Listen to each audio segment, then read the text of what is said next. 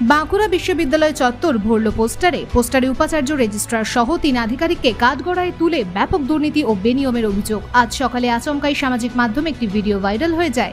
সেই ভিডিওতে দেখা যায় বিশ্ববিদ্যালয় একাডেমিক বিল্ডিং চত্বরের বিভিন্ন জায়গায় ছেটানো রয়েছে অসংখ্য পোস্টারে কোথাও অভিযোগ করা হয়েছে লক্ষ টাকার বিনিময়ে প্রমোটারকে উপাচার্যর গাড়ির টেন্ডার পাইয়ে দেওয়ার, আবার কোথাও গার্লস হস্টেল কেন চালু হলো না তার জবাব চাওয়া হয়েছে। নির্বাচনে বিশ্ববিদ্যালয় চত্বরে কোটি টাকার ক্ষয়ক্ষতি হলেও তা কেন পূরণ করা হলো না সেই সম্পর্কেও পোস্টারে উপাচার্য সহ আধিকারিকদের কাঠগড়ায় তোলা হয়েছে। বিষয়গুলি নিয়ে উপাচার্য জবাব না দিলে অবিলম্বে গদি ছাড়ার হুঁশিয়ারিও দেওয়া হয়েছে।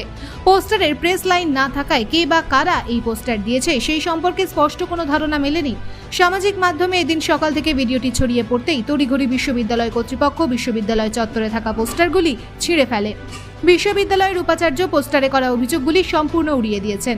আর্থিক দুর্নীতি ও বেনিয়মের অভিযোগও মানতে চাননি তিনি। তার দাবি কে বা কারা এই পোস্টারগুলি দিয়েছে তা খতিয়ে দেখা হবে।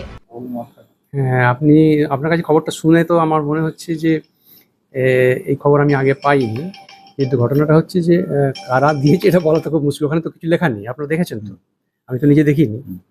তো কারা দিয়েছে এটা বলা তো খুব মুশকিল, আর কেনই বা দিয়েছে সেটা পোস্টারের বিষয়বস্তু দেখলে আমি বুঝতে পারবো যে কেন দিয়েছে। তবে যতক্ষণ না দেখছি আমার পক্ষে বলার একটা অসুবিধে।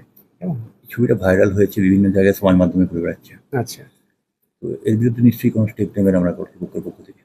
হ্যাঁ, মানে কোন স্টেপ নেবো মানে ধরুন এখানে যদি মানে ওই ধরনের পোস্টার যেখানে কারো নাম নেই তাহলে তো আমাদেরকে খুঁজে বের করতে হবে, বা খুঁজে বের করাটা অসুবিধাজনকও বটে।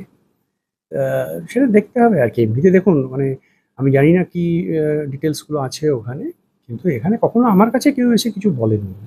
আমার কাছে বা আমাদের যিনি নিবন্ধক আছেন রেজিস্ট্রার তার কাছে এসে কেউ কিছু অভিযোগ জানাননি, বলেনও নি। তো কাজেই সেখানে যদি আপনার কিছু অভিযোগ থেকে থাকে তাহলে আশা করব এসে বলবেন। তাহলে সামনে বললে তো বোঝা যায় সেটা তার একটা সুরাহা করার চেষ্টা, যদি আমার পক্ষে সেটা সম্ভব হয়, যেটা করা যেতে পারে আর কি। যদিও যে অভিযোগগুলো এসছে ভাইস চ্যান্সেলর এবং রেজিস্ট্রারের বিরুদ্ধে, সেগুলো বেশ কিছু দুর্নীতির অভিযোগ করা হয়েছে। আপনি নিশ্চয়ই দেখেছেন ভিডিওটা? না, আমি এখনো দেখে উঠতে পারিনি পুরোটা। দুর্নীতি বলতে বেশ কিছু যেখানে বলা হচ্ছে লেডিস হোস্টেল যেটা হয়ে পড়ে রয়েছে, কিন্তু সেটাকে ফেলে রাখা হয়েছে, বেশ কিছু জিনিসপত্র সেগুলো নষ্ট হচ্ছে। বেশ কিছু জায়গায় দেখা যাচ্ছে লেখা রয়েছে যে গাড়ির ক্ষেত্রে, আপনার গাড়ির ক্ষেত্রে সেখানে কাউকে টাকা পাইয়ে দেওয়া হয়েছে, এবং আরও বেশ কিছু অভিযোগ রয়েছে, যেগুলো কিন্তু সবই হচ্ছে আর্থিক তছরূপের অভিযোগ। আমার মনে হয় দেখুন এই অভিযোগগুলোর পিছনে কোনো সারবত্তা আছে বলে আমি মনে করছি না। কারণ আমরা যেভাবে কাজ করি এখানে একদম সমস্ত কিছু নিয়ম মেনে কাজ হয়। কাজেই অভিযোগ কেউ এরকম, আর এই অভিযোগের তো ধরুন সারবত্তাটা এই জন্য আরও বেশি করে নেই যে কোথাও কারো নাম নেই, কোথাও কেউ কে বলছেন তার কোনো ভিত্তি নেই, একটা করে পোস্টার চিটিয়ে দিচ্ছেন। সেরকম হলে সামনে এসে কথা বললে বোঝা যায়। আর হোস্টেল থেকে শুরু করে যে সমস্ত জায়গার কথা বলছেন আপনি, হোস্টেল ছাড়া আর কি বললেন? হোস্টেল ছাড়াও আপনার গাড়ি কেনার ক্ষেত্রে গাড়িটা তো আমার নয়, গাড়িটা বিশ্ববিদ্যালয়ের গাড়ি। তাহলে তার নিয়ম মেনে যা করার সেভাবেই করা হচ্ছে। তো সেইগুলো নিয়ে দেখুন, সেইগুলো নিয়ে কাজ হচ্ছে, এবং সেই কাজ তো ইলেকশনের কাজ তো সরকার করেছে, ইলেকশন কমিশন করেছেন, এবং ডিএমকে অন্তত 4টে চিঠি আমি দিয়েছি, কাজ হয়েছে, কাজ চলছে। এগুলো নিয়ে তো অভিযোগ কেন হচ্ছে আমি বুঝতে পারছি না। আমার অন্তত জানি আমার তরফ থেকে যা করার এবং বিশ্ববিদ্যালয়ের তরফ থেকে যা করার সবই করা হচ্ছে। তাহলে কি পুরোপুরি মিথ্যা এই অভিযোগগুলো?